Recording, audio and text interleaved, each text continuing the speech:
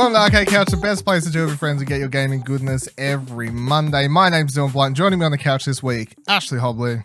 Hey Dylan, excited to be here, and be sure to stay tuned for our exclusive gameplay of Assassin's Creed Valhalla. And by gameplay, I mean discussion.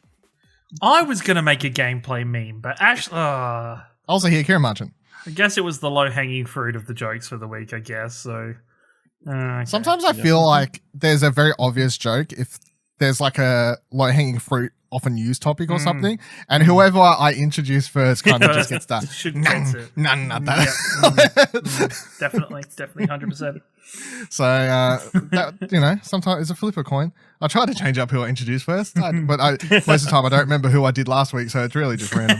That's how it works. I'm like, I don't remember. Yeah. Anyway, today on the show, yes, Assassin's Creed. We're going to be talking all about the news from inside Xbox. Our first look at gameplay from... I'm sounding like I'm joking. We're actually going to be... I feel like most of us are going to be quite positive on the event, so I shouldn't be making too many jokes to sound like we're going to be super negative. We're actually quite positive, but there are of course some low-hanging fruit jokes. Shut the fuck up, Ash. And then later in the show, going to be talking about some games. Assassin's Creed, Aussie, Titanfall, whatever else. But let's get straight into the meat of it. Let's not fuck around. So before jumping right into Inside Xbox stuff, I do want to go over Jeff Keighley's thing because it's kind of tied into this, because Jeff Keighley's basically started this thing that's like the overarching roadmap for our next gen waves throughout the next 3 months. So Jeff Keighley announced, I'm pretty sure like a day after we recorded Arcade Couch last week, to be honest, but Summer Game Fest is what he has announced. It's going to take place between May and August. And he's on the quote for the thing. He said, bringing the world together to celebrate video games from the comfort of their home, Summer Game Fest is a season of digital video game events from publishers, select playable content, in-game events, and more. So the key thing with this, because you may be like, yes, Dylan, every fucking week you're telling me about some company announcing a digital event. How's this one any better or different? I think the key thing with Summer Game Fest is that it's basically our E3 replacement, kinda, except for over a longer period of time. And also, it's just a roadmap for everything, including the inside Xboxes and whatever PlayStation does, and maybe Nintendo if they get on board, because currently they're the only big company that wasn't listed in the first like lineup reveal. So, for example, it started this Twitter account. He's like tweeting out during Inside Xbox, like, this is great. There's a reveal of a game already lined up for next week.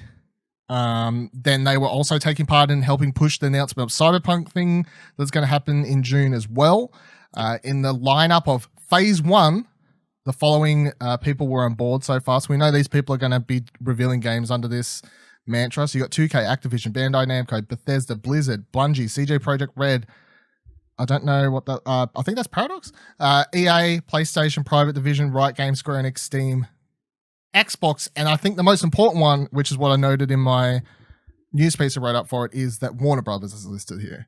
So I know everyone's going to get hyped about either Harry Potter game or Batman game. I feel like either one will impress people. Why not? I'm over expecting the Batman game.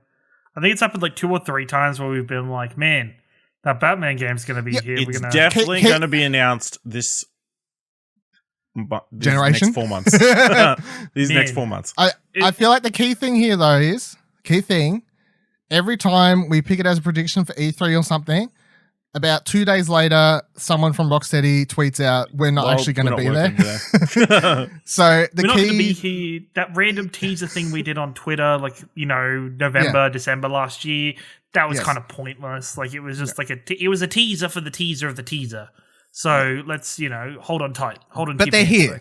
But we know they're here. So there's a little bit more faith. And even if it isn't Batman, there's that Harry Potter leak game that we all know what it actually is. It's the Star Wars Complete Collection Lego game. No, I don't want to just announced coming later this year. First look. No, that's what Warner Brothers bring in. Lego Mandalorian. I don't. No. It's that Ash, game. How do you feel about this thing overall, though? Jeff Keighley putting his back into gear to get this thing going. It's okay, I guess. It's such a broad thing. It's hard to get super excited.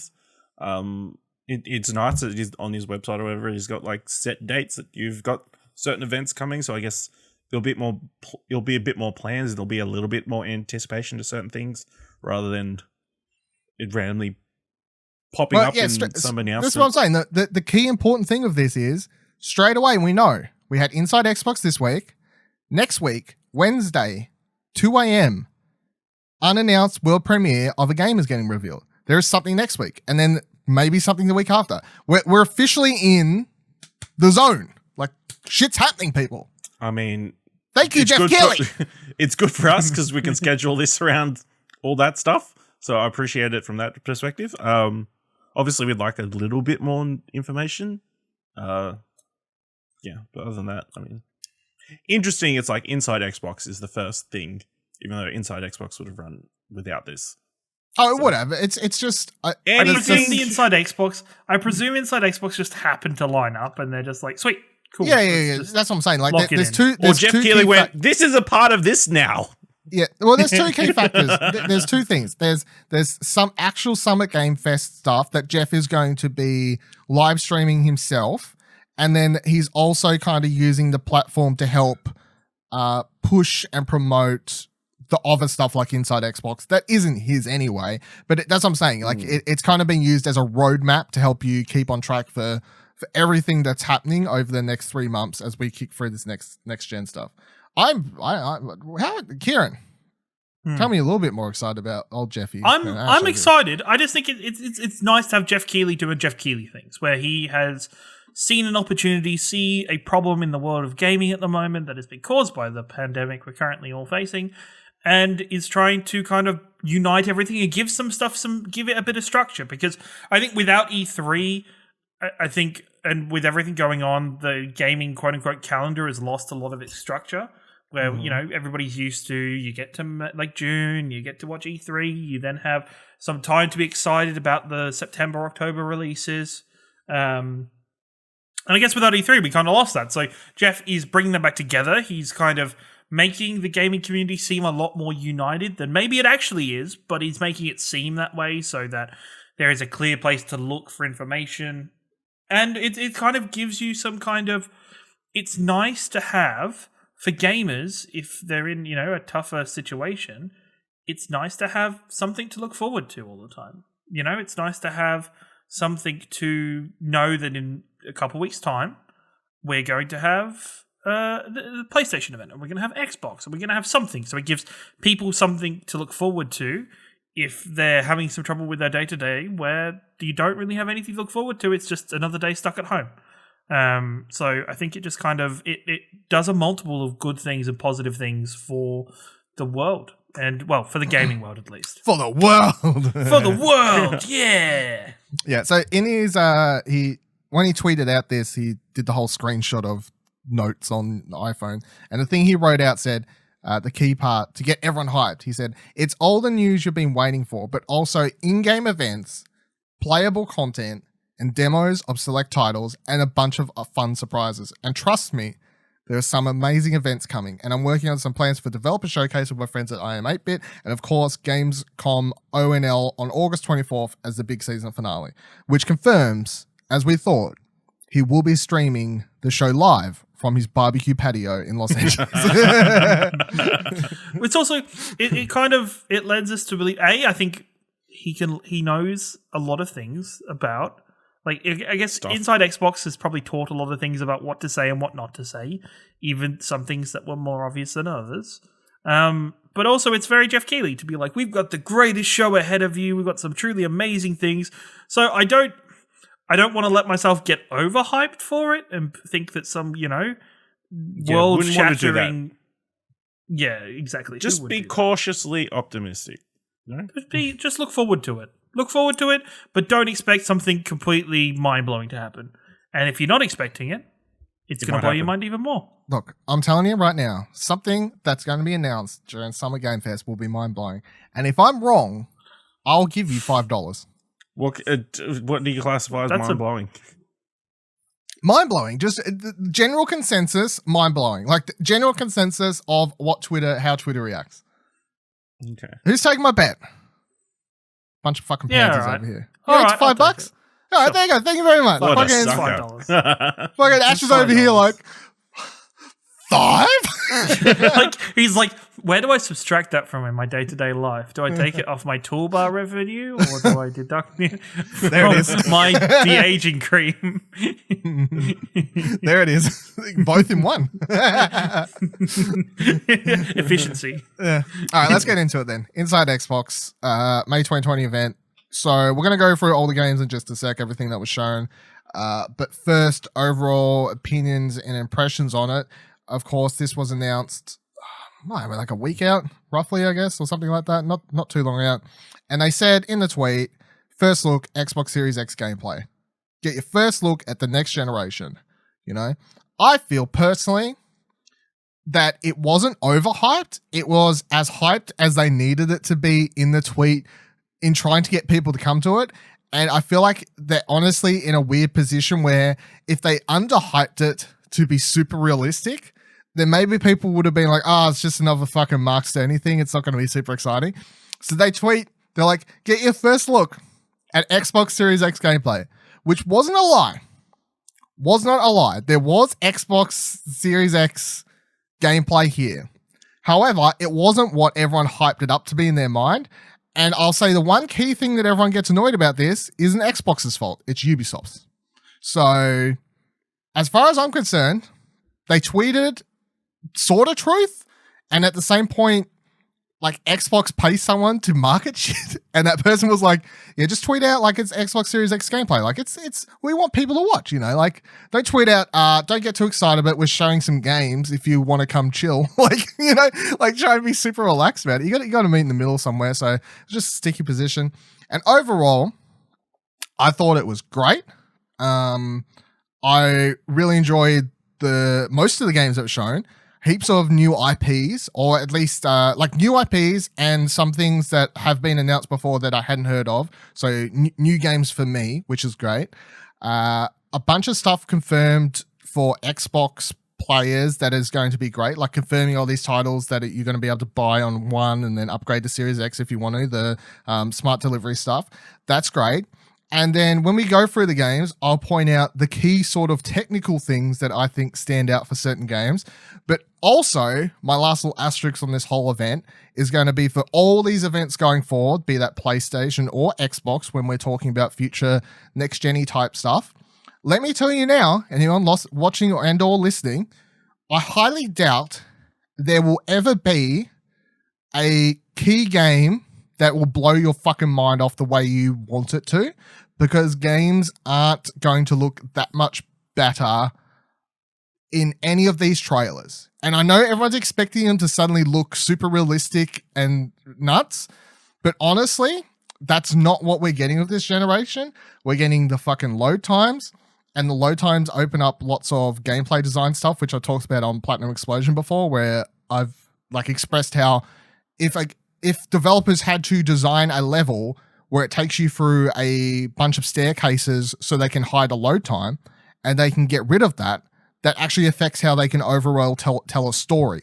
And that's the stuff that people aren't taking into account, how that can change gameplay and that can change story, and how you market that in the trailer. I don't know. They'd have to like do full gameplay and like slow it down and explain it and whatever else. But also all the ray tracing stuff, people aren't going to pick up on that subtly. You really have to kind of pause the game and go, hey, look, ray traced shadows. Doesn't it look great? Most people won't notice if they don't know what they're looking for, these sorts of things. So I thought it was great. Kieran, how do you feel about it? I thought this was a really good, for the next generation, I thought this is a really good conference. Not big, you know, it had its issues. I'm not going to kind of explain or apologize for those. But I think this should set the bar for the next generation in terms of what developers and what what PlayStation and Xbox and Nintendo are advising us of. I love the fact that everything had the smart install. Delivery. Everything had smart delivery. Smart delivery. That's the one. Thank you. The free upgrade thing, right? The The thing free that upgrade nobody thing. knows By about. the way, asterisk, not everything, but I think like 8 or No, but 9 out sorry. of 13 games. What I meant is that it had the information down the bottom of the screen to say if it was Oh, okay, smart right. delivery, if it was going to be on Xbox Game Pass, if like anything that needed. I think the amount of stuff that came up with smart delivery was freaking. It was a majority of stuff was going to be on smart delivery, which I think is really fantastic. I think if Sony don't come out with a similar system, I think that's a real problem. I would agree. I think they're up shit creek without a paddle if they don't have a similar system. Yeah, if they don't have a similar system to Microsoft in terms of being able to upgrade your stuff without having to pay for it, I think Sony's really dropping the ball, and Sony fans should really let Sony know about it and not just apologize for it. And I'll add on to that and say that, and this is something I was maybe going to bring up a plat next week, but I would say that Sony isn't like majorly losing, in my opinion, at the moment without having had their own event, because Xbox's first major event was showing third-party titles, so they're not too far behind. But I do think one thing they are going to be behind on is people subconsciously already getting in their minds, well, maybe I will buy a Series X because I know that all these games I want to play, I'm just going to be able to automatically upgrade for free. And that's like subtle marketing in the back of their minds for people who are fence sitters and thinking about which console to potentially upgrade to. Because Sony's over here like, they haven't even announced the program. So, yeah, I think Xbox is ahead just by the smart delivery. I think it's always, we don't know the releases for all of these games, but I think this is building up for people the thought that Xbox is going to have a sizable launch library for the next generation. Like it's not going to have, in the last generation when we had the PlayStation release with 5 games or something, and it was yeah, I mean it's more than that, but yeah, it wasn't. It was not many at all. It was not many at all, and I think it's just to showing be fair, that Xbox didn't have a large library either. Exactly. Let's clarify. Sorry, PlayStation was the obvious one I can think of, but they both were on it. So I think this one's going to be different in the way of. I think when I tweeted, I said this should be the most quote unquote fluid console changeover in generations because. Well, I think it's going to be different, and it's going to be. I actually think it's going to be better because even if Xbox only announces that the only big major title from first party they're going to have on launch is Halo, and then every other game they've got is some of these third. Oh, maybe, but the only one they've stuck to, the only one they've committed to is Halo. So we know we're getting Halo, and then let's say we get like half of these third party games, but then you have your entire Xbox One library as well. It's like people would kind of be like, okay, like, I got Halo at least, which is bigger than any of the Xbox One launch titles. So they'd kind of just win off that. Ash, what was your overall impressions? Because I feel like you're the negative Nancy here. I mean, it was fine. There wasn't really anything that blew me away, at least. Sony Pony, what are you doing? Yeah, I know. Well, somebody 100%. Well, I mean, everything they showed was like brand new, obviously, but then they barely showed. It was only like a brief glimpse at anything. It wasn't like an in-depth look at like, this is a game that you definitely need to play, and this is specifically why. Other than, it looks cool. Guess what? Troy Baker and Nolan North are in it. That was about it. This is and then to end on that note of building the anticipation around this gameplay for Assassin's Creed Valhalla that was not gameplay. I'm like, it's more. Why the hell was I up till 2:00? Really? No one in Xbox had a look at this footage before they sent this tweet out. They're like. To be fair, Ubisoft actually said on their thing, you can look forward to gameplay inside Xbox next week when they announced the original trailer. Like they said that then. They were like, come back next week for gameplay. Xbox said, we've got gameplay. Everyone was like, man, they're going to have so many gameplays and it's going to end with Assassin's Creed gameplay. That's crazy. If you stayed up or you got up early, depending on where you are in the world or whatever, and this entire event was riding on you being happy with Assassin's Creed, I guess you're going to leave disappointed. But holy moly, there was 12 other fucking great games here. But if you were just watching, for me, it's silly to think of, if you're just watching for Assassin's Creed, that's the type of thing, in our time zone, I would have just gone to bed and watched it when it first, and watched the Assassin's Creed part when it came out in the morning. Like, I don't know. It's very, and I think that some of the comments around, like some of the negativity I saw around the conference where people were memeing, trying to say that some of the games that they had Xbox 360 graphics on, and I'm like, What game? Man, what game? Like, Vampire. How did you? What? What? By Just the way, the character not models. That's an No. art style. Yeah, No, you're it looked crazy. like it could have been on a 360. No, No, I you think crazy. this is a hyperbole thing that I'm getting sick of seeing on the internet. Honestly, people keep being like, "Oh, this game looks like a PS2 game. This game looks like a 360 I'm like, game." end of Can you go generation look- 360, Go not look day up one a PS2 360. game. Go look up a 360 game, then shove your head in a toilet because you're fucking trash. Like end of generation 360 game, not start of generation 360 game. Oh my there's a god! big Now you're, having difference to, now you're having to clarify it. Come on, man. People, I mean, honestly, here's the thing. Before we start going through the list, I find it really weird. And I don't know if everyone's just been locked in their homes for too long or like gamers don't deserve games. But this event wasn't perfect. And maybe I'm enjoying it more because we have been so starved. But fuck it, I don't care. Like, we have been starved, right? It's been a weird year.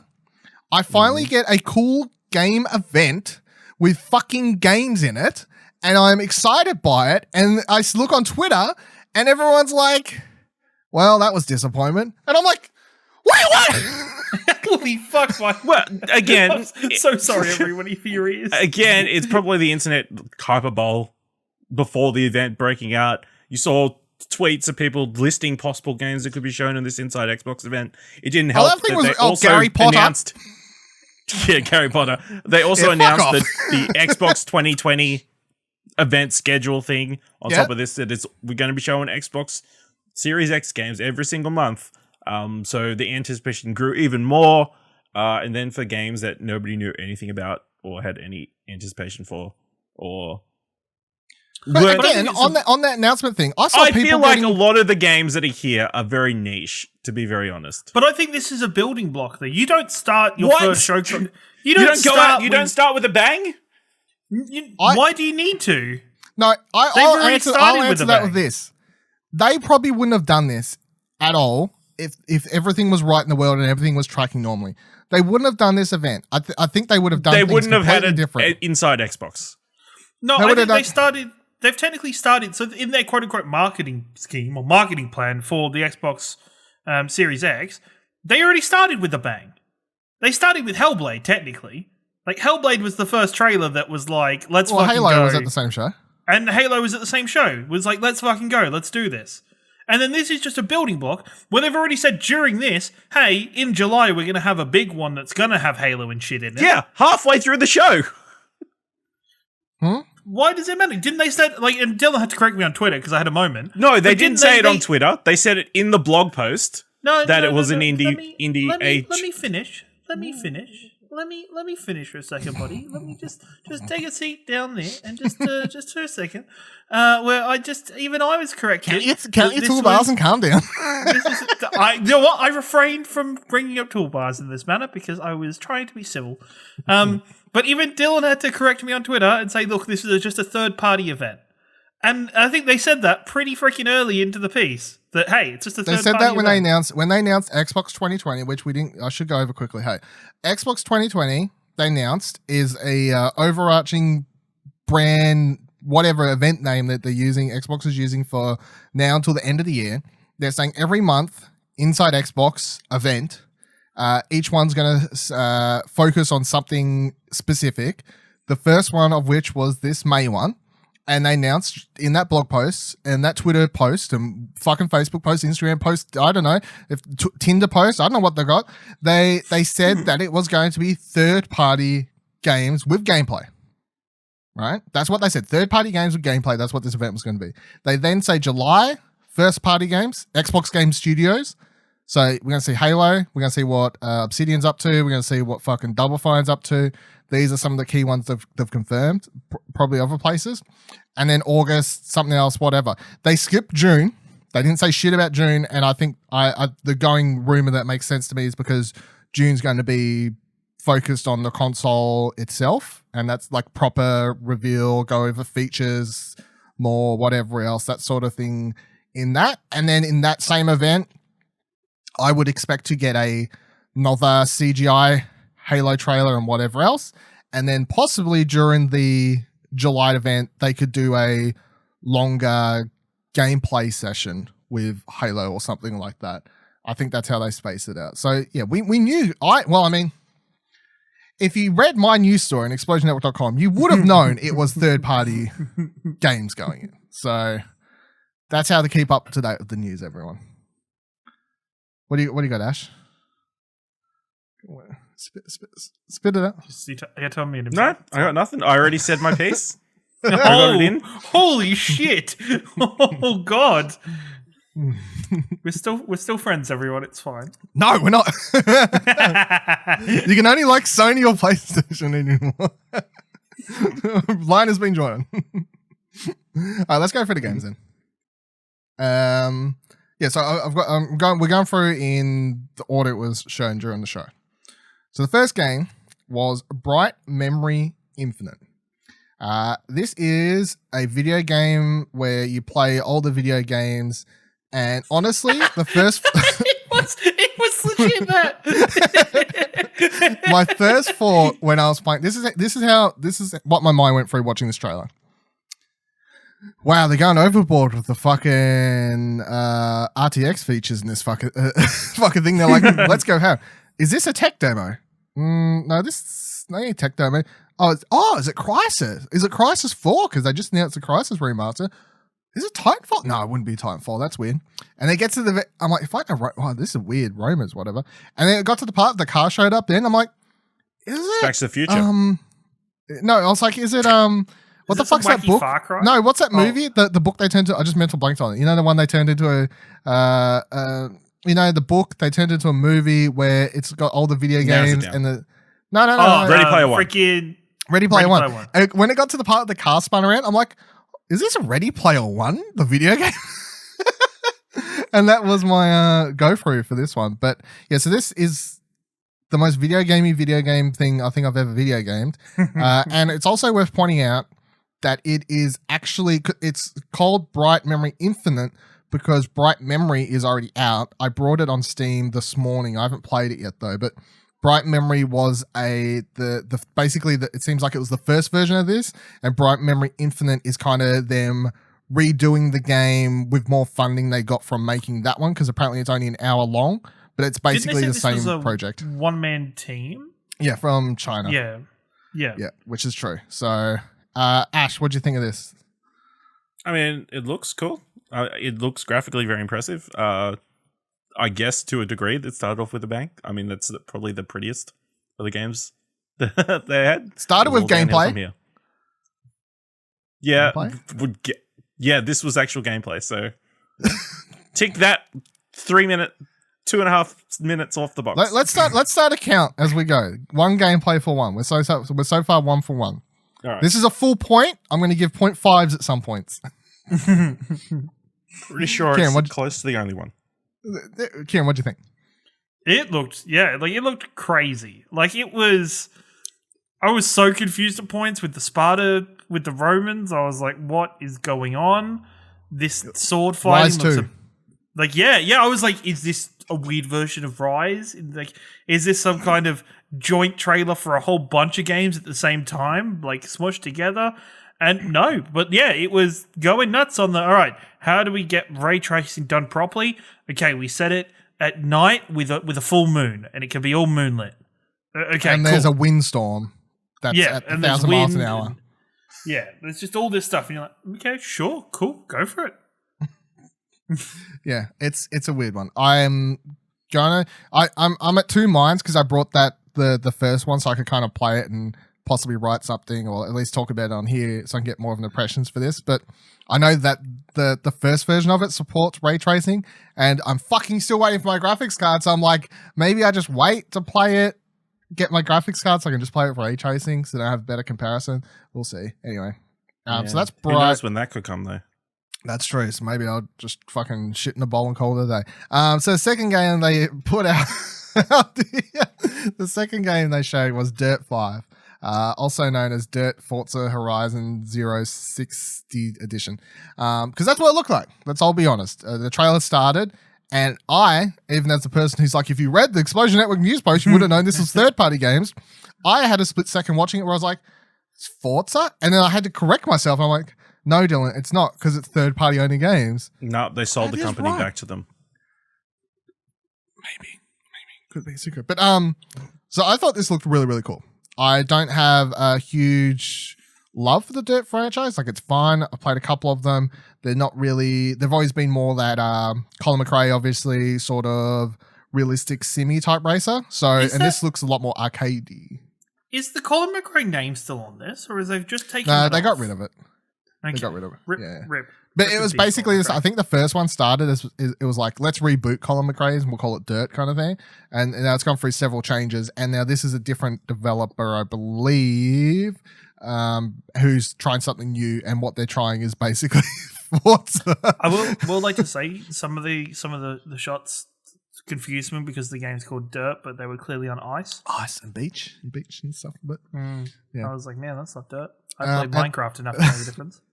The other key thing for this one, in a weird sort of thing, was it was revealed later that Troy Baker and Nolan North are going to be playing the two main characters in this, arch rivals or whatever. It's quite odd to get two of video games' biggest names, which would cost a pretty penny, to be in a Dirt game, you know? Especially with the characters, you don't expect the characters to appear that often. Like, normally, like, there's like... Apparently they're going to be in a lot. It's a career mode. Yeah. There's like a career mode, career and there's mode like a in full games. story mode. Yeah, but even like, say for like in the Need for Speeds, for instance, like it says career mode, but you don't get like, unless they're just going to be talking a lot to each other. I think that's what it is. You're just like, it's going to pop up. They'll be talking to you like the voiceover typical car racer comms thing pretty consistently, and chit Both chat. of them are going to be probably so confused because they probably won't have to do mocap for like the first time in years. years. Maybe. I think every now and then Nolan North's like, I want an easy day. I want to remember what 2008 was like, and he just goes and does lines for random background characters in video games. Remember walk around playing Mafia 2. Nolan North? You need to stay humble again. Nolan North? Are you over here? What was that, Ash? You need to stay humble. Get back to my roots. Yeah. Maybe. Stay humble. But I thought, I thought this looked great. Obviously, it was confirmed later as well. It's coming to your PlayStations and your PC as well. Although the wording on this one was weird, right? They said it's coming. The legit wording was coming to PS4, PS5, PC, Xbox One, Xbox Series X from October, right? So now you can look at this in several ways. Is that them accidentally revealing that at least Series X is coming out in October? Or is it revealing that the PS4, Xbox One's version is releasing sometime in October, and then the console may be like November, and then it comes out then, and then obviously you get they said Google Stadia version's coming 2021. That was the wording. They said all of that October onwards, Google Stadia sometime in 2021. Actually, he's just trying to be a negative DNC and say the consoles aren't coming out till next year. No, he loves it. But no, I thought this. I think this looks great, and from a technical thing, so this is one of those ones where if you want to get nitpicky about, was it quote unquote proper gameplay? No, because you didn't see a HUD. However, everything that was in that trailer was in engine. It wasn't a cutscene. So it was kind of like watching, you know, when you finish a race and you can watch like a cinematic replay type thing with switch around the camera angles. That's this. So the game, what you saw is representative. Every trailer had at the bottom, gameplay is representative of what we expect Xbox Series X gameplay to look like. And that key wording is probably because most of this stuff would be played on PC, and because they haven't fully optimized for Xbox Series X yet, because they're working from home, and who knows if these fucking games are going to release on time. However, that's why they keep saying this is what we expect it to look like by the time we're done. But all of this shit would have been being played on PC. That is the hard truth for the situation. The Kieran's over here doing a fucking, yeah, bro, PC's the best, bro. No, but I thought this looked great. Like, no, I was being your hype man. Oh, okay. Like, if I was scared of, yeah, PC, no, man. I was being your hype man. I was gonna, his actions. No, I was very much. I didn't want to talk over you, but I would, if I was there, I'd give you like a yeah, or that's word, like just give him the proper hype man. Hope you just wouldn't have. It's in engine, not straight up gameplay. However, I do think I would prefer, if I could pick how I'd like to be shown my video games, I would prefer to be shown stuff that's always in engine. So at least then I have an idea of what it's going to look like, not just CGI lies. So I would take this over CGI lies. At least it's got that going for it. Is it quote unquote proper gameplay? No, but 0.5. Give it a 0.5 though. Yeah, I think it's a 0.5. Give it a 0.5. And also, I want to go over the text for some of these stuff because that is important coming to the next gen, all right? So they said Series X 4K at 60 frames a second, which is pretty fucking good because that's actually like most PCs still struggle to hit 4K and 60 for a lot of games. Mm-hmm. So 4K 60, if that becomes the default, I actually think people are not going to understand how good that is for most games. And then they also said you'll be able to run it at 120 frames per second, but it won't be at 4K. However, for a racing game, much like first-person shooters, being able to run at 120 is going to be quite relevant. So that's quite good to have those options there for people who care about that sort of information. So that's Dead 5. Next game. Penises. Scorn. So this game, it's a penis game. Scorn. I don't remember that part. You don't remember the penis part? The little flaccid thing that they have a like close up shot of it, and then like goes back in. Is like just programmed to like just like. It was early in the morning, and I was trying to get something else done at the same time. Like, how did you not notice the anyway? Anyway, everyone. Clearly, I'm not looking for flaccid penises and everything. Come on, it was great.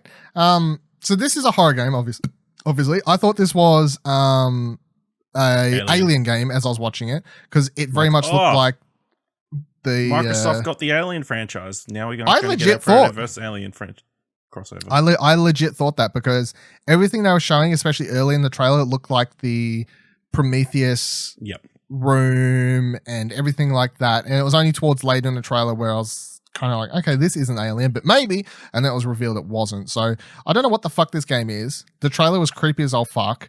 As I wrote in my news piece for it, I think it made Death Stranding trailers look pretty normal. So it's got that going for it. It was revealed, announced 3 to 4 years ago, if you do some Googling into it. And IGN actually has alpha gameplay up from 3 years ago, which was very rough and didn't look super exciting. However, I would say that considering the game's been kind of in work for 3 years since then, I think this is probably a case where they scrapped the gameplay, kept the core premise, and probably restarted since then. That's why it's taken so long. But either way, I'm intrigued by this trailer. It's hard to say what the fuck it is and how it'll play, though. And that's all we don't really know anything about it. It just says Scorn is an atmospheric first-person horror adventure game set in a nightmarish universe of odd forms and somber tapestry, which is a description if I've ever heard one. Ash wouldn't care for this. Kieran, do you care for this at all? It looked spooky as shit. I was like, okay, I mean, I'm interested in learning more. What's this on the rating chart we had going? Remember on the scares? On the scares? On the Nando's rating chart. Oh. I think this is like I don't, from what we saw, I'm only going to give it a mild.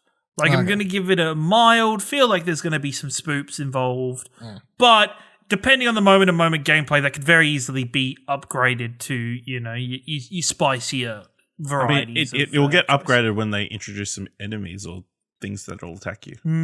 Yeah, exactly. Yeah. Well, not even just enemies, but just like tension-filled moments. Like sometimes in games like Outlast, you might not. They're horror games, actually. It isn't just the enemies that make it scary. It's the minute-to-minute, what the F's going to jump out at me next, spookiness, where sometimes you have to sit and just kind of take a couple deep breaths while your character sits in a locker to really get yourself to push forward into the game. I remember last time I played Alien Isolation, I climbed into a locker that hid from the alien, and I never got out. I turned the game off. I never played it again. 10 out of 10. It succeeded. Is still stuck in that locker. Fuck that game. Scariest thing I've ever played, I think. Can't handle it. I've tried twice to play it. I can't. It gets me. Patreon goal for the future is Ashley plays Alien Isolation. No? Kofi.com/explosion. $1 million. Oh, come on, let's be God, realistic. okay. 100,000. What a So game, next big. one. Next game announced was Corvs or Chorus, however you want to say it. So I have to go with this first.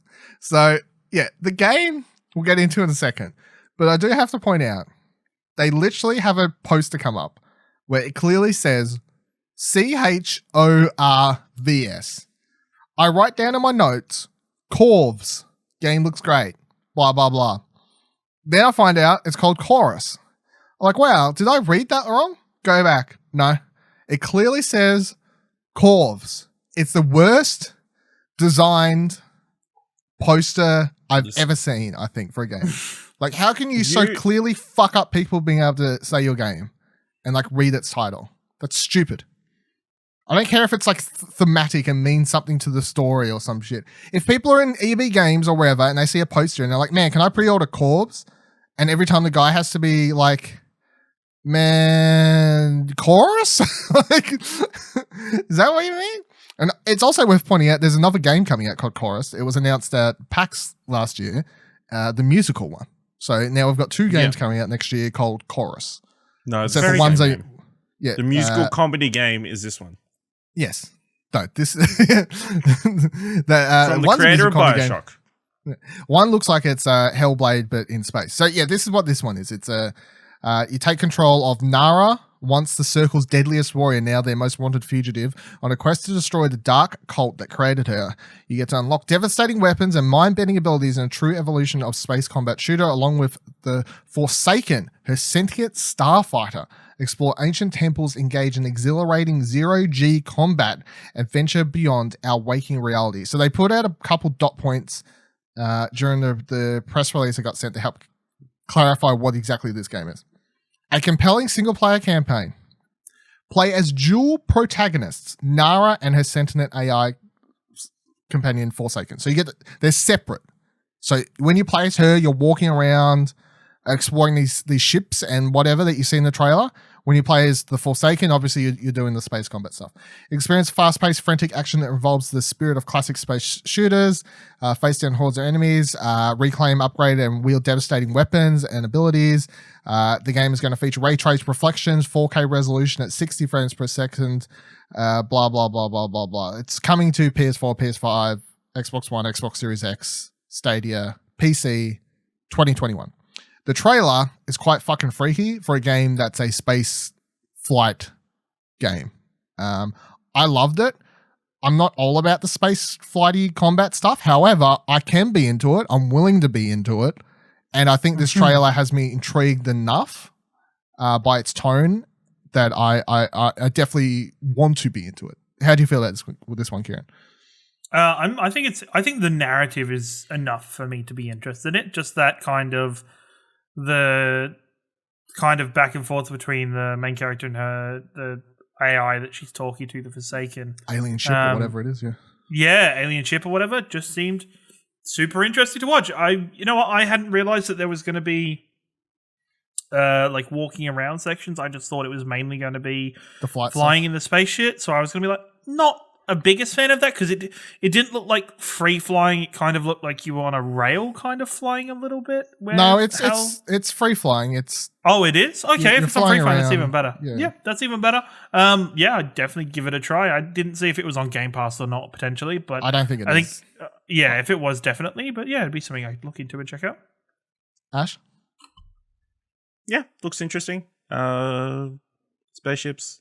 As long as it's got a strong story, they might get more into me, but other than that, I mean, it looks alright. Looks alright.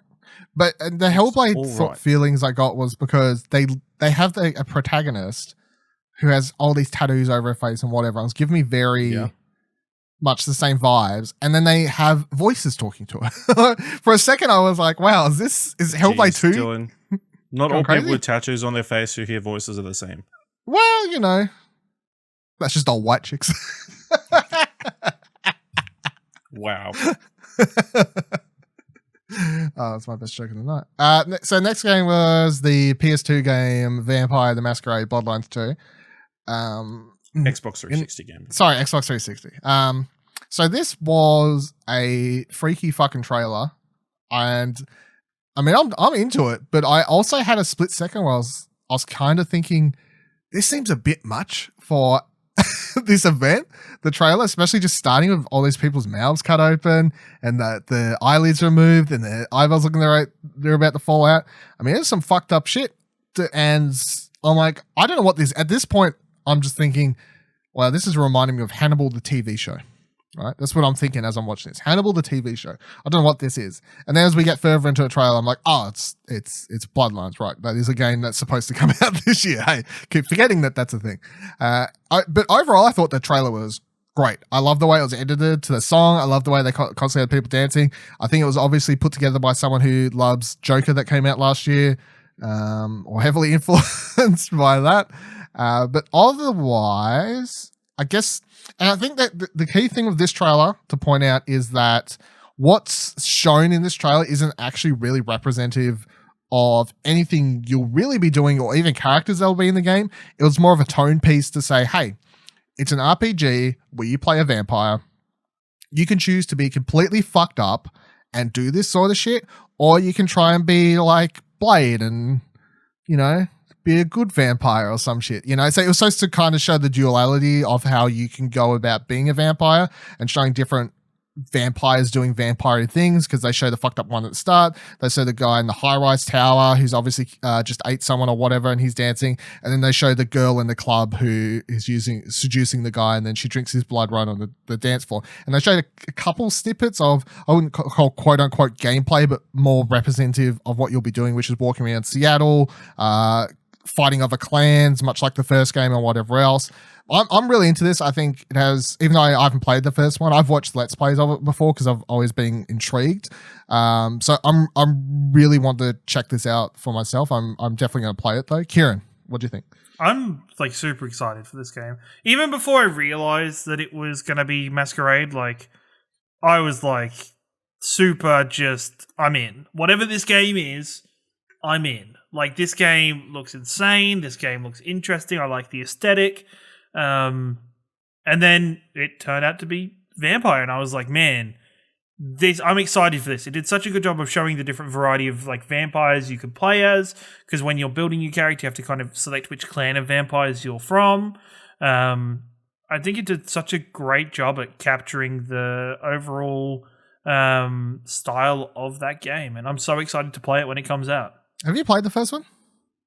Bits and pieces. I haven't been able to sit down and just play the whole thing. Yeah. But I played like the start couple of the areas. Because I think the one thing for people watching this who don't know what the game is this trailer doesn't explain that the game is a mostly first person action RPG in which it had, the original game had a lot of hidden dice rolls in it in the background. Well, because it's based on tabletop. It's based on a tabletop game, but even in the game, there was some abilities where you would use the ability, but there was a dice roll to see how well that ability would work on somebody. And yeah, I think it's really exciting. Ash, you didn't sound like you liked this. Was there any part of you? Obviously, the art style, like, it was very grating, I guess. At first, I thought it was like a sequel to We Happy Few. That was the game. Mm-hmm. See, I thought it was the Darkness 3 at first.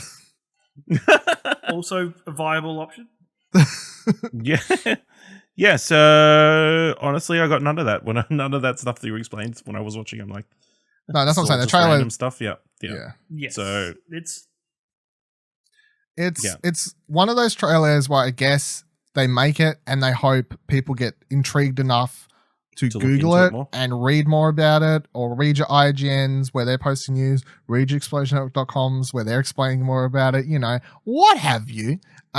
Listen to a podcast where people tell you more about it. But yeah, it definitely wasn't a trailer that's meant to be like, here, how you'll play the game, because I don't know how because if they made a trailer that's more what you'll be doing, I guess you're just seeing random first person fights, some menu shit, and then to explain that it's an RPG, and it wouldn't have had people talking as much on Twitter. Maybe this trailer had people talking, a lot of people being like that was fucked up, but people were talking about it, you know. So yeah, that looked not great. Yeah. I mean, the lady vampire at the end looks incredible, and everybody else is like computer generated face. I think maybe it was just the faces at the start because they had their eyelids missing and stuff, and it made the models look worse potentially because they were already supposed to look weird. I think, but also I don't think the game looks bad from what I've seen. No, and I don't think it cares too much about its graphics. That's not the point of the game. No. Yeah, no.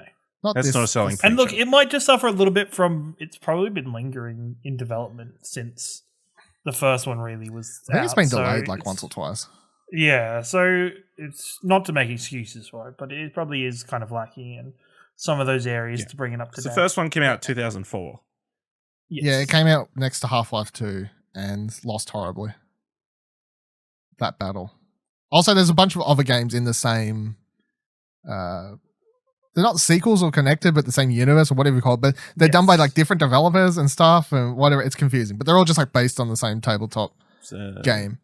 I can't remember the one that came out recently or was supposed to come out recently. The more text-based narrative, straight up text adventure one. I mean, they're all RPGs in some direction. I think this one stands out for one reason. Coteries of New York. That's it. Yes, that was recently came out, right? Released? Yeah, last year. Yeah, okay. And then every consoles recently. Yeah. So this one is worth pointing out that it had nothing listed as bonus features for Series X. So you get your smart delivery. That's good. Most importantly, you'll be able to carry over your save file. So if you start an Xbox One, you're 50 hours into your character, you're like, I've got the best fucking vampire ever. You suddenly get a Series X for Christmas or some shit. No worries. You've got the game, smart delivery. You can cross-save your save across to your Series X. You're good to go. So that's great. However, the game has no upgrades. They didn't say it has 60 frames. They didn't say it has 4K. It's the most bland of the titles. However, whatever. You know, they obviously... I think it's a cool trailer. Whatever. Next game, Call of the Sea. So this one, I personally think was probably one of the most interesting. Easily one of my most interested ones from the event. And this one had gameplay in it. It's a couple moments of gameplay, even if it's just kind of two characters running. Yeah, something. And a couple bits and pieces there. But the overall setup for this one is you're going to be playing Nora, who's voiced by Cissy Jones, who voices the female character in Firewatch. So this is who you play as in this. And she heads out in the 1930s to find her husband's missing expedition. And she ends up on this mysterious island in the Southern Pacific. And then they've explained the game is a mixture of Firewatchy type walking narrative, but it's going to have more puzzles in it to solve. What exactly those puzzles are, don't really know, but it's going to be a little bit more puzzly. And in the blog post on Xbox, which I read, I can't remember the guy's name. I don't think I have it here, but one of the people involved with making the game from the dev team explained that they were inspired by H.P. Lovecraft for this, although it's not like based on anything H.P. Lovecrafty. But I think that also explains why at the end you see a shot of you assume her with the fish hands or whatever, which I saw people on Twitter making jokes about Shape of Water, but I think that's obviously the H.P. Lovecraft influence there somewhat. But either way, I thought this game looked beautiful. I think they had so many different environments on the one island, and they all look stunning from the art direction. And I'm excited to play it. And one thing, to come back to my point from at the start of the show, that I've been banging on about how I think load times can make major differences to gameplay and narrative design, is walking simulators often get bogged down by having loading screens, and they can kind of kill the pace of certain moments and what's happening. Imagine playing what the fuck, you know that really good one where you play all those little mini stories in that house? Edith Finch? Imagine playing What Remains of Edith Finch with no load times. whenever you went between those stories. It would have made the overall experience just so much more dramatic and cinematic. And I think that's sort of thing could happen with this. Where you can explore an entire island, never have load times, never get bogged down, never have to transition between things. Or if you do it something like 0.5 of a second and off you go, you never see it. So I think that's really cool. Ash, what do you think of this one? Call the Sea. Yeah, looks interesting. Got a good art style. You know, we love our Lovecraftian stuff here at the Explosion Network. One of us do. Nick. Ashley, are you okay today? Ashley, you just seem so like, I don't know, like. No, this is how this Inside Xbox made me feel. Oh, buddy. and then I'll be honest, I was disappointed. I hadn't had this. I was on another screen, and I heard the start of the game trailer. It said, "Oh, Harry." I'm like, "Oh, Harry Potter game." No. Oh, well, so you just keep disappointing yourself. Like you baited yourself. Why would you name your character Harry? Because it was terrible. Kieran, did you like this game? I love this game. This game was like, for me, as soon as I saw it, it felt like a very close combination between Firewatch and the game with the mazes. I want to say The Watcher, but I compared it to Firewatch and The Witness. Is that what you? And The Witness, yeah. Sorry. Did you say The Witness? I did not hear that. No, I didn't say it in this. That's what I wrote in my news post for it. Okay. And that excited me greatly. I really love both of those games. And I love that art style. And I think the fact that probably something that was very much missing from The Witness was just some kind of actual character, like other than the recordings you find, like some actual like characters talking, interacting, and even just her having that self monologue. I'm really excited for, and I loved Firewatch. I was disappointed with the end of Firewatch, but as an overall experience, I really liked Firewatch as a game. So, look, as I think I tweeted out, if Campo Santo's not going to do this for a while, then I'm very happy for a game like this to come out, by some other teams. Next one was The Ascent. So this is a top-down action RPG, so twin sticky type thing, but not like twin stick arcade, more like top-down cyberpunk. Yeah, top-down cyberpunk. Let's go with that. It had that aesthetic. Well, it's 100% cyberpunk, but also it reminded me a lot of basically Dread or Snowpiercer is what I compared it to, I think, because they explained the plot is you're basically starting at the bottom level of this giant building, this metropolis or whatever, and as you get higher up in the building, that's when you get to the more the richer populace and whatever. Like you're starting in the slums, and as you fight your way up, you're gonna be taking on the richer class and the whatever else, which is basically the same as Dread and Snowpiercer. I mean, Snowpiercer is literally a movie about fighting from the back of a train to the front, and as you do, you go from the slums to the high rise. So that's cool. I like these sorts of games, the twin sticky type, whatever. I mean, you can compare it to Diablo in some sorts of ways, although only if you're playing as the Archer class, I guess, but that's like an easy way to describe the kind of game. IGN actually has this game as their IGN first for the month, so I watched they had 12 minutes of gameplay up, and I watched that just before recording. It's alpha gameplay, so there are rough edges, but it looks good. It looks exactly what you would expect when describing cyberpunk top-down twin stick RPG. It does not look like amazing next gen blow you away type of thing, but it definitely looks like a game that I would like to play, especially because you can play it with up to 3 people, either local or online, so that's great. Got all these characters, get to upgrade your characters, you find loot, you better weapons, upgrade your weapons, all that sort of shit. If that's what you're into, then this is going to be a game for you. However, not a like blow you away Xbox Series X title. It's just one of those ones that's going to be on both consoles, and it'll have smart delivery. Yeah. Kieran, did you like this one? I wasn't entirely in on the game until it showed the co-op stuff towards the end of the trailer.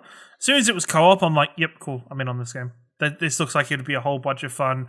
Very similar to the fun that like you and me played, that food game. I like how that's the first thing you compare it to. Yeah, Nom Nom Apocalypse. Thank you. Yeah, sorry. Well, that's the most recent. Just remember another classic. This isn't recent, but Dead Nation. Do you remember that? Yes, Dead Nation. Yeah. And and there's been a couple games we've played like that, and so I really enjoy those games. They're really fun. They're not something that I'm like, man, I'm gonna put in like a fuck ton of time into these games. It's more of a chill out for an afternoon, 6-7 hours, just to chill out and play a game with people. Like it's it just looked fun. Ash? Yeah, I agree. It looks interesting. Obviously, the aesthetic is kind of eye-catching, and it could be a fun multiplayer game, co-op game for a stream or something. Also, the most gameplay we had out of anything was this one. To the point that, as I said, there's 12 minutes of gameplay you can find online of this one. So that's good. I gave this one a full mark for gameplay, by the way, in my count I'm keeping over here to see how. So what are we at? We're at two full gameplays and 3.5s. I haven't wrote down exactly what they are, so you would have to go park. But I can run through the list after. All right, no, we'll wait till the end. It's fine. We can wait till then we can argue about it. So next one was they're turning Patricia Arquette's hit TV show The Medium into a game. Players Alison Dubois. Yeah, it's shocking, but why not? Who'd have thought would be here? Not me. It's so weird to call the game The Medium, not have like a bunch of people, because I was like, the first thing I thought of, first thing I think Ash thought of, and then I know Buddy thought of the exact same thing straight away because it's what he messaged me. I'm like, wow, we all watch the same TV show. No, I never watched it. It was a popular TV show. It's true. It was a popular TV show. It was very popular. But no, so this is Bloober Team's next game. Bloober Team previously made the last project was the Blair Witch game that was on. It's everything that came on PS4 actually. So the Blair Witch game, and then they've done Layers of Fear and Observer. One of those I can't remember. That's a horror game as well. The cyberpunk horror game. Anyway, The Medium.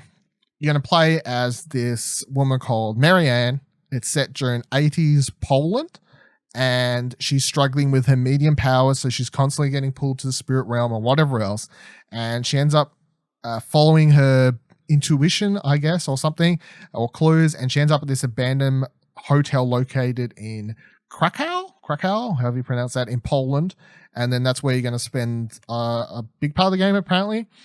And they're going to discover clues by being able to travel backwards and forwards between the spirit realm, backwards and forwards. Now, I can't say his name, but the person I spoke to in the Inside Xbox after all this later in the show talked about, they didn't show it. I don't know why they didn't just show us, but talked about how next gen for them is great because a game like this, they said that they've had the idea for this game for a long time, but they haven't been able to properly make it because being able to switch between the realms on the go, the spirit realm and the human world, constantly back and forth, the load times or whatever else just would have made it a hassle. And they were talking about how on next gen, you're just going to be able to go back forward, no issues.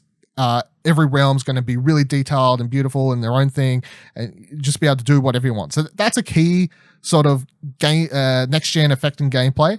And this is actually one of these games where it is only coming to Xbox Series X and PC. This is not an Xbox One game. So this is a legit actual next gen game. However, they did not show us gameplay, so it's hard to really get amped about something like that based off the trailer. And to be honest, I don't think the reveal trailer was super impressive. They said gameplay or some more information's coming soon, so I don't know if that means June or July or something like that. I don't know, but hopefully soon. But I mean, I'm intrigued because I think Bloober Team's becoming one of the more interesting horror developers over the last couple of years, and I'm also just knowing that it is a actual proper next gen game, not like one of these cross ones, makes it stand out for sure. And if you're a Silent Hill fan, they've got Akira Yamaoka doing the music, who is famed composer for Silent Hill, of course. Kieran, did you like look at this one? The Medium. It looked spooky as shit. I was. Where's that on? Yeah, no. It's like this is like way up on the scale. Like this is where. Look, I'm at Nando's. I'm very limited to like just above lemon and herb, so I don't really know the names of like the higher options because they scare me. So we're gonna make them up. So this is like on the very high of like super duper spicerific. Sure. Into we call it super duper spookerific, where this is gonna be very very spooky. Like it's gonna be a very scary game. Like this is one of those games where I feel like I'll get it. I'll play the first section. I'll chicken out. randomly 8 months later, I'll come back and finish the game. Game Pass, I think, Like, as well, by that's- the way. Yeah, in Game Pass, so it's accessible. Like, it's just one of those things, especially with everything. Very much like Resident Evil for me, where I just quit Resident Evil 7 like really early into the game and then went back to it and finished it. It'll just be a trend, but I'm looking forward to it. Should be fun. Ash, So you would did say just it was Google? extra hot. Yeah, okay. You did. Extra hot. Is that? Did you just? That's the did you just look highest. up the Nando's? You Yeah. just looked up the Nando's scale for me. Thanks, buddy. We need to put it on a T-shirt already, so I can. We've said this before. We just, Yeah, we someone's going to steal just our need to idea. do it. Do you want me to skip you, Ash, or do you have something to say about the spooky? No, I mean, it looks scary. Cool. Cool. Next game was Scarlet Nexus. So I got to be honest, I was ready to make heaps of jokes about this game at first when it showed up, and by the end of it, I was kind of all aboard the. Well, let's not say hype train. Let's not go that far. But I was all aboard being at least interested, because when it started, I was just like, oh, it's a bit weird they're doing some tie-in anime game, because you know how they release all these fucking My Hero games and whatever, One Piece, all these games, and they're usually reviewed mediocre to trash because they're just. You fight waves after waves of They're enemies. tie-in And very, games. Yes, they're not good. they're just not really interesting. And I thought this is what this was, and it was for an anime I hadn't heard of. And then the more it went on, I was like, oh, wait, I think this is a legit new IP. This seems like the character models seem actually good. These enemies don't seem like something I've seen before, and they look unique enough that surely I would have seen it between all the people I follow in here talk about anime. This doesn't sound like anything I've seen. And by the time I got to the end and I Google it, and I'm like, no, this is a new thing. All right, cool. I can be on board with this. So you basically have what's the synopsis here? Where is this? You play Deranged mutants that descend from the sky, highly resistant Oh, yeah. to conventional attack methods and defenses. Tormented by the constant pain of the mutation, they seek brains of living organisms to calm their madness. Yeah, so you got these that's just things the dropping end. from the sky, which are aliens, I guess, but they're like mutated aliens. Looks like people experimented with them. The one thing I love pointing out, as I did on my news piece, is there's a crocodile that has a machine gun in its mouth at some point in the trailer, which was kind of Yep. when I was sold on the game. Well, is that a fucking crocodile with a machine gun in its mouth? What the hell's going on here? So you got the OHF is the group in the game that your main character works for, the protagonist. I don't know if you can play multiple characters, who knows, but at least the male we see. And then it appears that everyone who's part of this OSF unit is fighting for Earth against these monsters, and they've all got their own sorts of powers. Like they explain that his is psychonic, whatever the word is, powers. We move shit around your mind or whatever. And Psychokinetic. Psychokinetic. Psychokinetic. Yeah, and you see other characters, and they showed some gameplay, or it looked like gameplay to me. It looked like slight gameplay of the combat, but I couldn't tell if it was like super button mashy or mild button mashy or Demon Souls. You know, I couldn't really tell where it was going to fit on the Richter scale there, but I'm definitely intrigued. Ash, anime game. Come on. Did you like a game in this Inside Xbox event or what? Is this the one? Yeah, I mean, it looks interesting. It looks like an anime version of like a Kingdom Hearts or something. So, like with more like a control vibe. Did you say troll? You're a fucking troll.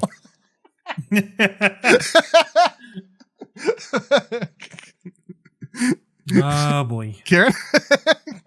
I said look like anime Dark Souls, and it's gonna have that kind of anime story around it. So that's pretty hype. Like that's interesting. I think that's the hardest part for me to get into any of the Dark Souls games is that it's rich in narrative and lore, but you have to dig through so much crap to get to it that I find it very abrasive to try and get to. So I'm looking forward to it. It should be fun. To kill crocodiles with machine guns coming out of their mouths, you know? That's what has me hyped, personally. Just these crocodiles. Gotta do what I gotta do. Smart delivery, also for Xbox, by the way. And it's PS5, PS4, PC via Steam. Important to note, not Epic over here. Gotta make sure everyone's aware. Yeah, so cool. And next one was... we'll go over this quickly. So I don't care to talk about Madden, but let's quickly talk about the one key thing that was announced with Madden, which is that Madden's like, yeah, I love how we're in Inside Xbox. It's great how all these games are doing this. What's it called? What do you guys call it? Smart delivery? Yeah, sounds cool. So Madden, we're going to have this EA feature where you can, it's similar to smart delivery, kinda similar. Okay, all right, let's calm down. Similar kinda-ish. It's EA-ish, in which if you buy Madden NFL 21 for Xbox One before or by December 31st, you can then upgrade it to a Series X copy only if you redeem it by March 31st of 2021. So you're going to have a couple months to buy it, and then you're going to have a couple months where if you happen to get an upgrade console in that 3 months, you can then upgrade your copy. Yeah, that's how. Yeah, but by March next year, it won't be any good anymore. So is that how it works? Is that how soon these NFL games go out of rotation? I don't know how sports games works. I mean, kind of. I don't really know. All I know is I'm gonna take this as. Yeah. At about that point, they get reduced heavily because obviously the season's over, so there's less interest in the game. So I guess they don't want to. I imagine the Xbox One version will be much cheaper than the Series X version, so they don't want people buying that and then upgrading it too. But all of this is digitally only anyway, like this smart delivery and whatever else. Is it though? Yeah. What if you... Like, unless they announce some of a tie-in with game companies, but so far it's just like, it's digital. You got to buy the game digitally. They're not like EB Games. You can't put your Xbox. You can't put fucking names. Xbox One disc into the Series X, and it runs as a Series X game. Nah, maybe. Who knows? Not confirmed. It might go. Oh, you put the Xbox One X, the Xbox One disc in. We'll download you the Series X one. Give us a second. Like you download that. It literally just might use the disc as a verification to say you've bought it, which could be really bad, but probably not actually knowing Microsoft. It'll work somewhere different, but hey. All of that could be true. And that'd be great if it is true. I've just been reading anything until I'm told otherwise. It's just safe to assume that it's digital only. I assume it's not because Microsoft, one of these companies, trying to push this digital future stuff, even though nobody wants it, trying to force it down our throats. Like, sorry, what was that bit about? Nobody. What was it about forcing something through someone's throat? Also that. I'll line that up for after the podcast. Sticking it up your nose. That's what it's like. Wow. That's uncomfortable. That brings me to PTSD. Man, she literally 30 seconds of wrestling it into my nostril. It was a whole thing. In case people don't know, Kieran had to get coronavirus test.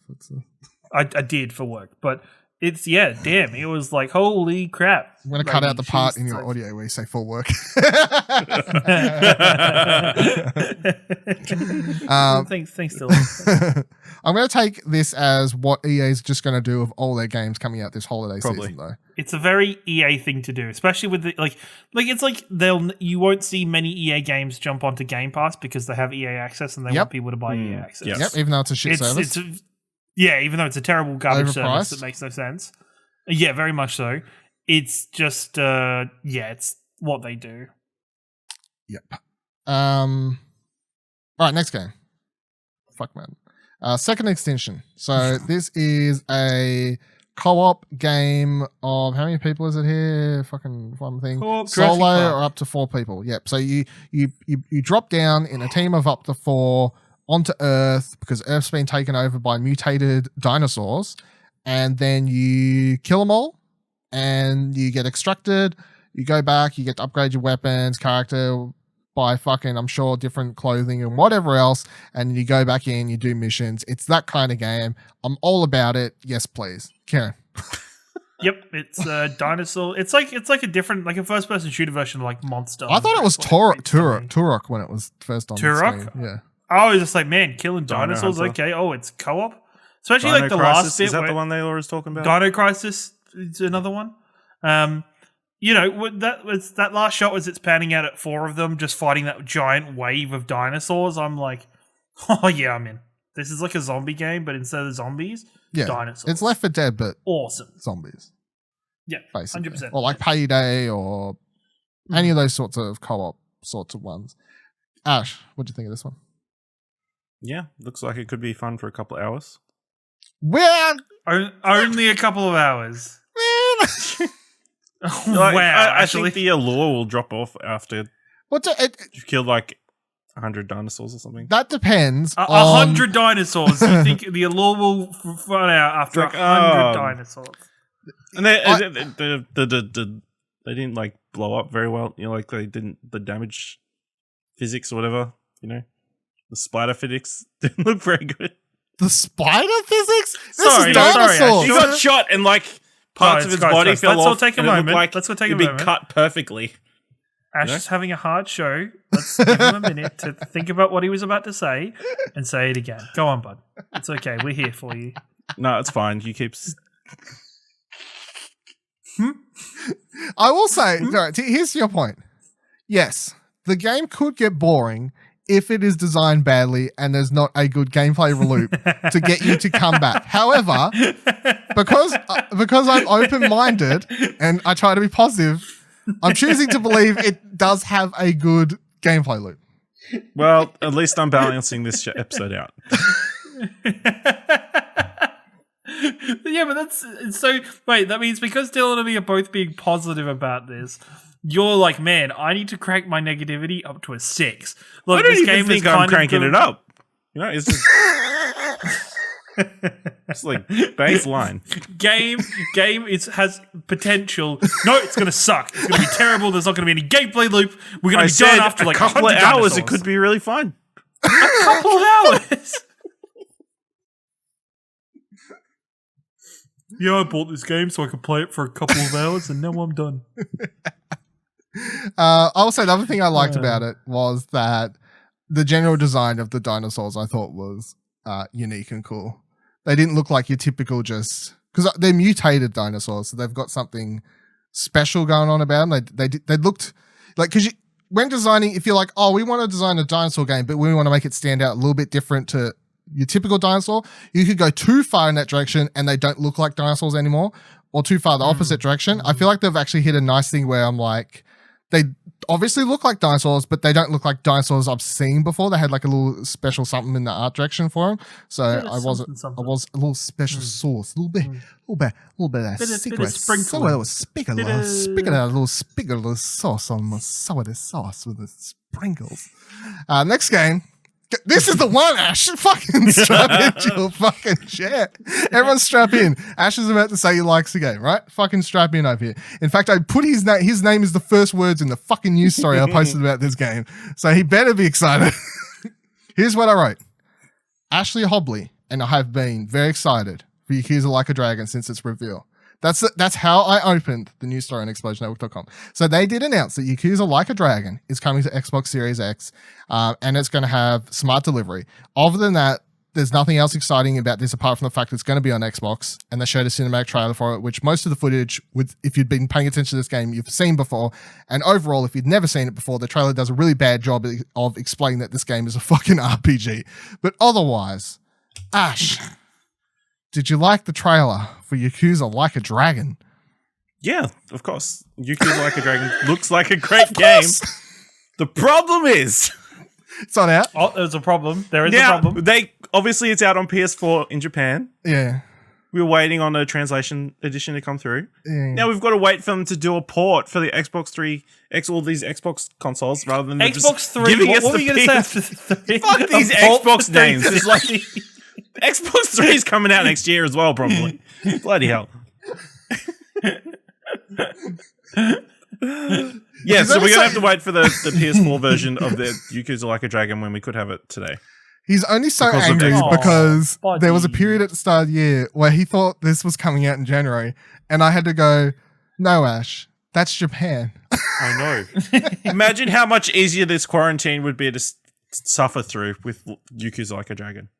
In case anyone With a doesn't, lightning baseball bat. in case anyone, if anyone isn't aware, the reason we're excited for this game is because A, it's a fresh entry point to the franchise because it's has little connections to the 6 games previous, and Yeah. also they're changing it from a old other games where it was a action beat 'em up type game to an RPG where you pull out your cell phone, you smash a bunch of buttons in it like a maniac, and a fucking lobster drops from the sky and attacks people. It sounds great. The game of the year. Yeah, so I'm not happy about waiting for them to make an Xbox version to release it. What are you happy Together. about, actually? Like, right now in this show, what are you happy about? I'm really happy Because, that this is almost my over. God. Oh, my goodness. Like, man, I'm glad that you weren't at my house when we were watching Inside Xbox. I was having a great old time, and you sat Sorry, next to me I'm in line with 99% of the internet.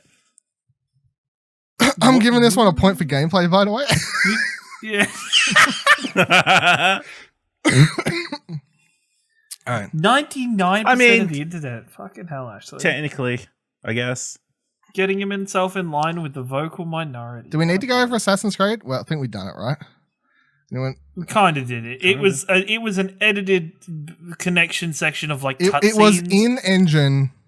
It was stuff. in-engine stuff, but no gameplay. But that's not gameplay. Like it was, Quotation marks. But I guess it showed you you could like change up how your character looks because he kind of changed outfits and changed like hairstyles a couple of times. But yeah, It was Vikings. Shit. Yeah, it was not great. So let me go over this real quickly. Let's just Loved it.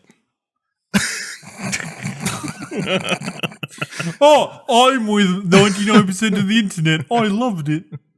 Let me go over this. Right Memory Infinite gameplay, right? Jet 5, 0.5 because it was in-engine but not like straight up gameplay.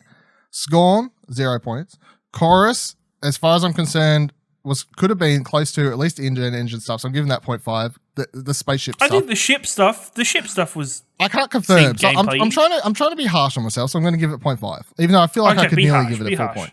Vampire is obviously no. There was like maybe 2 seconds, if that, but I'm not going to give it a point. No. Call of the Sea had gameplay in it, even though it wasn't all gameplay, but it did have enough to say that was gameplay. Descent had gameplay, so that's the whole point. definitely a full That's point. a whole fucking point. The Medium had nothing, so that's nothing. Scarlet Nexus, I'm giving 0.5 because I think it was gameplay, but I can neither. I think it showed gameplay of the character like running around the bosses and stuff. Yeah, I thought that was legit. Like when, you're right. That's legit. A full That's gameplay. cool. Yeah, that's a full gameplay. That's a gameplay. That's a full That's gameplay. A gameplay. Madden. That's gameplay right there. Didn't Madden have gameplay? I think so. They showed a clip. Gameplay from every other Madden game. Was it this? That's fine. It's still gameplay. Was it from this one or previous ones though? No, it was all previous. All right, come no, together. I'm not counting. All right. Second extension, gameplay. Gameplay. They showed them shooting dinosaurs, right? It wasn't full on gameplay, but it was gameplay, right? Yakuza, gameplay. Right? That was some gameplay we saw there. Assassin's Creed Valhalla, 0.5. It wasn't gameplay, it was an in-engine. What? No.